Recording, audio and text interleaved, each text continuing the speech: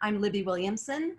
I'm a fiber artist and a teacher from Connecticut, now living in Southern California. I am really happy to be here and very honored to be part of this presentation. So we'll go to my first slide, which is my piece that's in this exhibit. It's called A Common Thread. I've been using tea bags, used tea bags in my work for many years.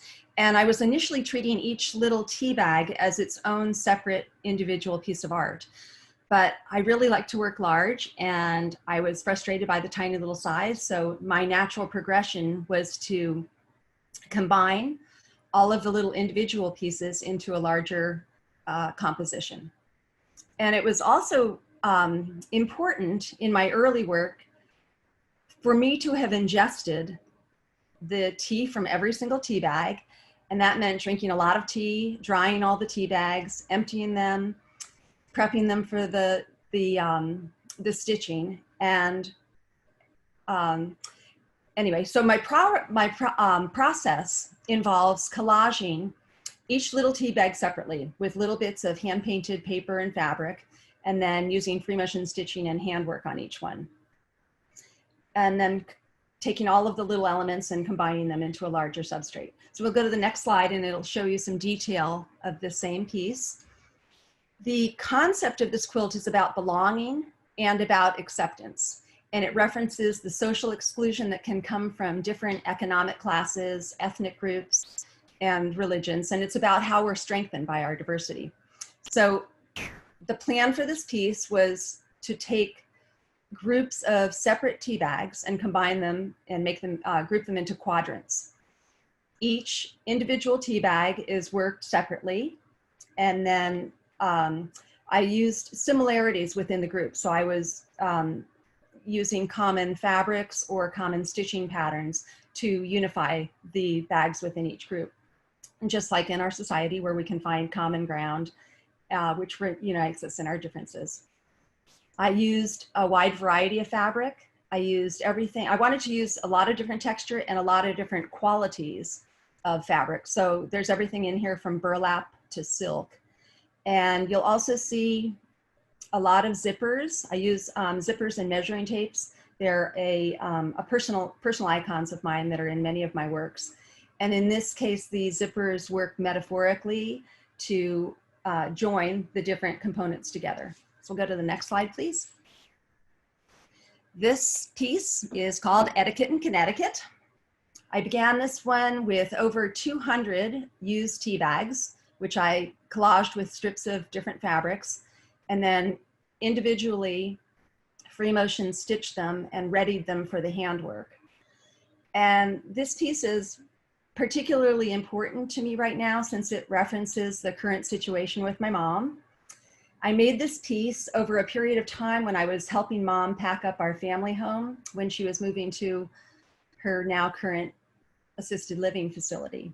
So I traveled back and forth from California to Connecticut and took all these little tea bags with me on the plane and stitched them while I was in flight. And then also at night when I was with Mom, we would stitch together. She would actually knit and I would stitch the little handwork on these. And then when I had them all hand stitched, I rearranged them for hours and hours and tried out different compositions. And then I settled on this composition, which is very asymmetrical. Sorry, lost that word. And there are some symbolic references in the arrangement of some of the pieces, but I will point out one that is important to me. In the bottom right corner of the large piece, you can see 6 tea bags that are arranged to form a house.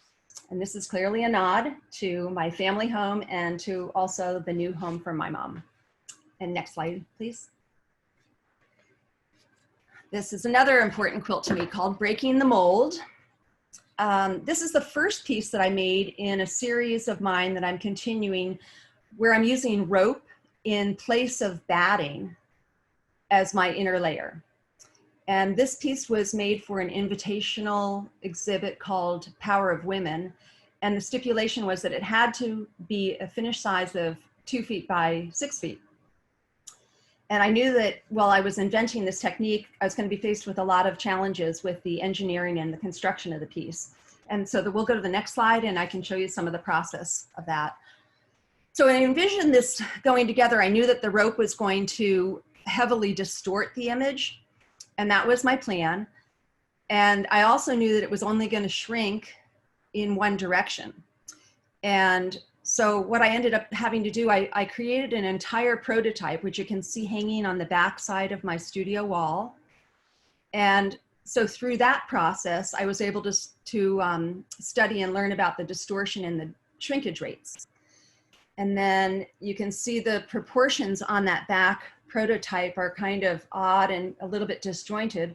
So I learned a lot about the painted figure and how it was going to be affected once it was stitched together. So I took all that information and I altered the shape of the final piece, which you see laying down on my studio floor, which started out as a piece of unbleached muslin that was 2 feet wide by 10 feet tall. And I painted that very elongated figure and then spent hours using a collection of different markers to journal on the figure. And this piece is especially important to me. It is about my daughter and about my mom. And it's about raising this amazing girl, my amazing daughter. So we'll go to the next slide, please. This is the last quilt I have to show you, but I have 3 different slides showing the different stages of this. It's another rope quilt, and this time it's freeform, so it's not on any type of backing.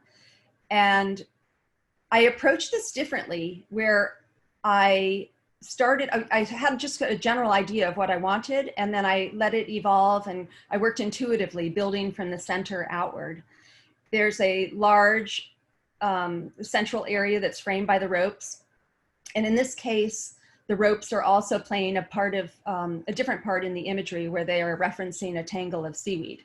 So let's go to the next detail slide. So the photo that's in the center, that is the beginnings of the fish body. And I started painting on very shiny silk. And I added cutout parts of painted silk on it to applique. And then I also painted directly onto the silk where the fins are. And then the photo in the top left-hand corner, that's showing some of the free motion stitching that I added, and then also some rows of the rope being added to frame the fish body. The photo on the left-hand side shows a lot of the hand stitching from the inside. And then there's also that red lump of red felt. What I did was I used many layers of red felt. It didn't have to be red, but that's what I had. And I cut it to the size of the main body of the fish, and then embedded it in between all of the layers of the quilt, so that from the front, the body of the fish popped out and gave it more dimension.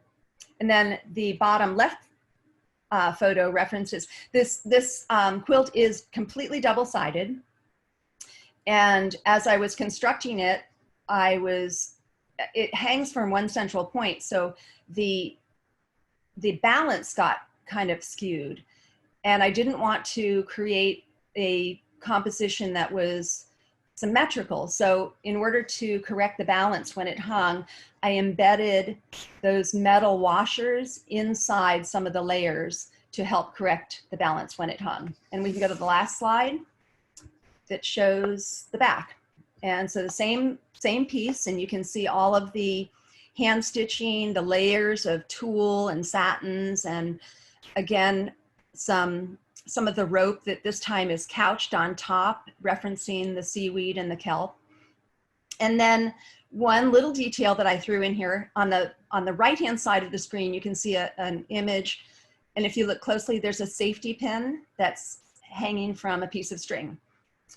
So the reference of that, this quilt is about a childhood memory of mine, where I used to pretend to fish from a local stone bridge in Connecticut over a brook. And I didn't want to actually catch a fish, and I certainly didn't want to touch a fish. So I dangled a string over the bridge into the water with a closed safety pin at the end. And for bait, I used mini marshmallows, really gross yellow cheese, and chewed up chiclets. And needless to say, I never caught a fish, and that's where they all got away. They swam away. And then my last slide, we'll go to the next, is my auction piece. This is entitled Boundaries. It's a reflection of this current time in quarantine, and it's about my physical boundaries, my personal boundaries, and emotional boundaries that we're all facing today.